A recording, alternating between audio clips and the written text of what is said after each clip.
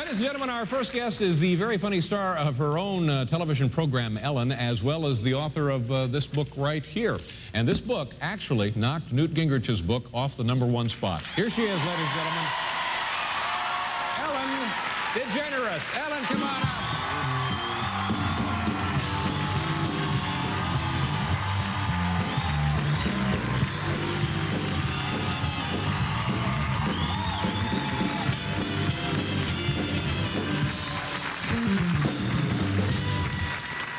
For the kids.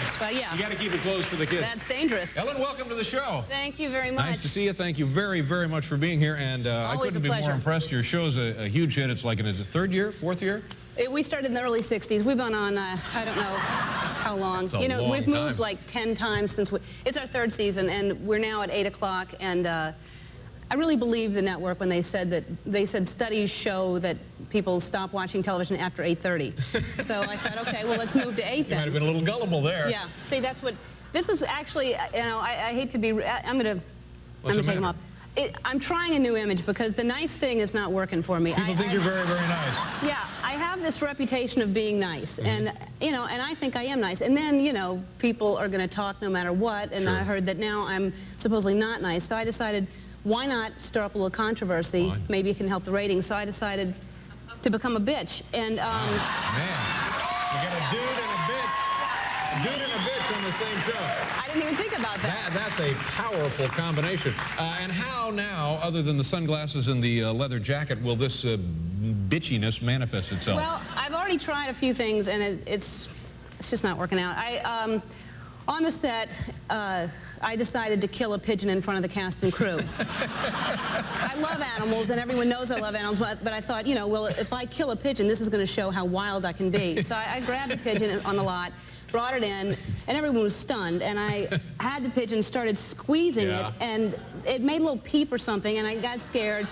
Rushed it to the animal hospital. I bruised its spleen, evidently. You bruised its spleen? Yes. I wasn't aware that pigeons actually had spleens. I wasn't either. It is costing me $1,000 a day to keep this pigeon alive. He's got his own little room and the TV and everything, and while he's there, I'm having So it's not working out, then? Well, that's cost me money, and I went ahead and got some cosmetic surgery done because just for low self-esteem, its lips were too small, so I had some on the animal. Pigeon, right. And again, I wasn't aware that pigeons had lips. Well, I call them lips. I see. And it's there was a guy that I decided, Brett was on last night, and she fires people, and I've never fired anybody. Well, I'm going to fire some people. So I fired a guy on the show. I don't know if he worked there or not. He may have been a... And was that good? Was that amazing? Oh, yeah. Okay. He could have been a gaffer. He could have been the director. I don't pay attention to those things. You don't need to. No, I just said you're fired, basically. Exactly. Adios. Found out the guy had a family, and I feel so. He's living in my house now with his family, that's costing me money. I've got to move. I'm in a hotel, and that's the whole thing has cost me.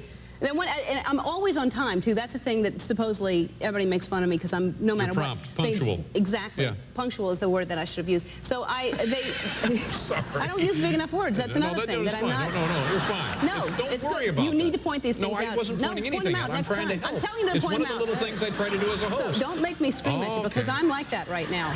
So.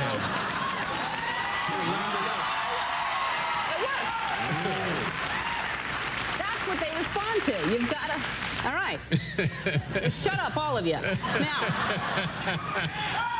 All right. What a bitch. My God. Thanks. Thanks a lot. You're welcome. And I'm so loaded. I smoked some reefer with those Green Day guys,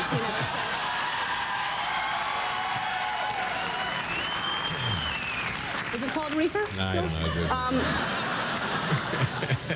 So I decided to stay in my trailer all day because they always knock on the door, and I'm like, okay, I'm coming. And one day I said, I'm not coming out of my trailer. I don't care how many times they knock. Sure.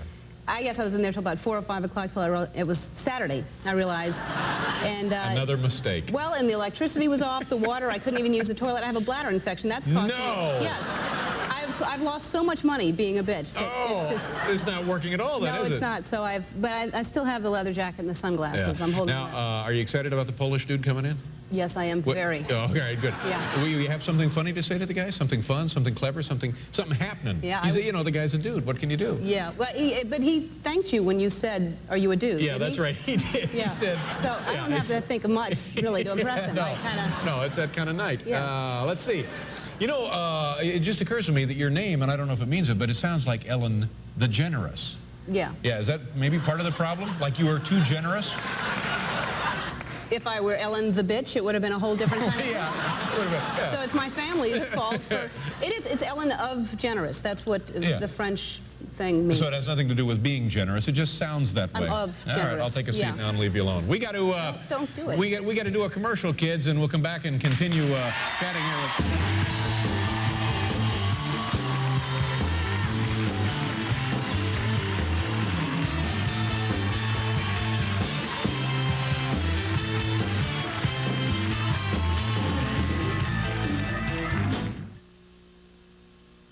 It's cold.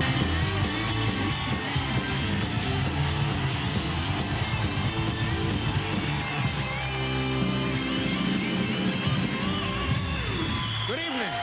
Here we are on the Big Late Show, ladies and gentlemen. Ellen DeGeneres now enjoying a lovely Tipperello. Is it getting to you yet? Are your lips beginning to vibrate? Yeah, take as much as you want. Get in on that.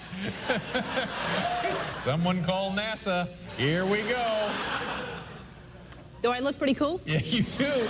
I'm a little worried about you, though. Do not adjust your set. She's actually green. And speaking of which, Green Day will be out here in a bit. Good segue. Let's talk about the book here, Ellen. My point, and I do have one. Ellen DeGeneres. There you go.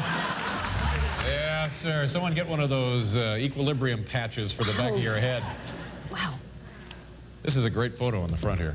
Thank you. You know, very becoming. My mother doesn't like that photo. I love it. Herb Ritz did it, and I think that it's a great photo. But, you know, I had a reporter ask me, actually, now, Herb Ritz did the cover. When you think of him, you usually think of fashion and sexy and hot. Right. He does all my nude work. Yeah. I didn't know that. Oh, yeah. No, Oh, I sure. haven't seen much of that around. Well, no, and there's a reason for it. And because there's not much to be seen. Yeah. That's the reason. Yeah. And here on the back we have something. This is very, very fetching. This is, what, after a couple of cigars? Yeah. I have a feeling it will be. I'll reenact that. But it's, you know, I know there's a minor point of confusion here because it's not an autobiography necessarily, is it? Not in any way. And people are very disappointed by that. I don't know why. And it's in some bookstores in this section of autobiographies. I don't know why that is, but... And there are people that are just angry that they're not getting an autobiography. You know, Woody Allen wrote Without Feathers, and that was just some funny stories. A collection of things he found humorous, sure. Yeah, but I think, you know, because I write everything seriously. Everything in there is written as though there's a journal that I keep when I race the Iditarod. I'm sorry. You race the Iditarod? Well, in the book I do. Oh. See, there is people like you that actually believe. I train with my 2 dogs at home in L.A. At 4 in the morning on the streets in L.A.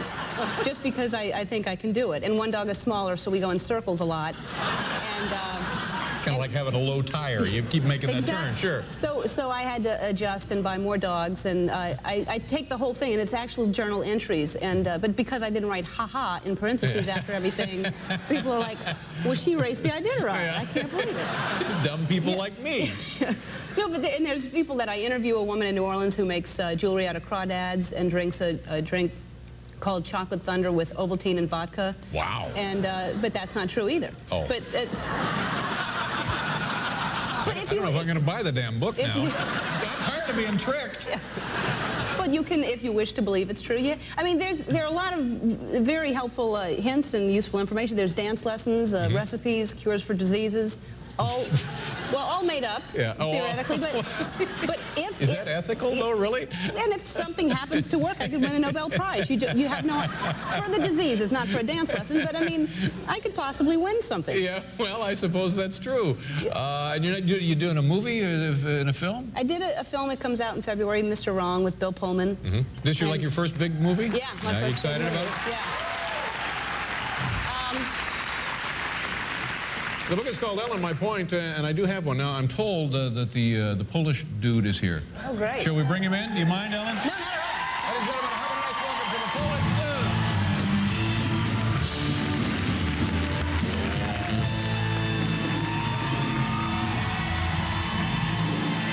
How you doing? Check it out. Nice to meet you, What's sir. happening? What's going on? Ellen DeGeneres, right there. Nice to meet you. I'm fine. Thank you. All right.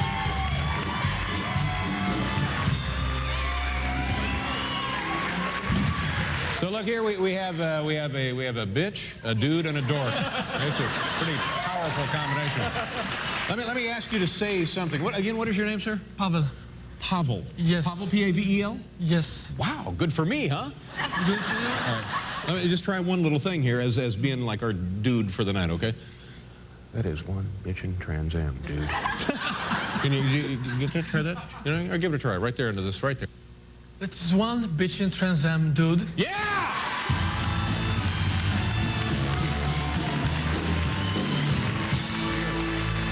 Ellen, thank you very much. Always a pleasure. Thanks. Appreciate you dropping by. We'll be right back, kids.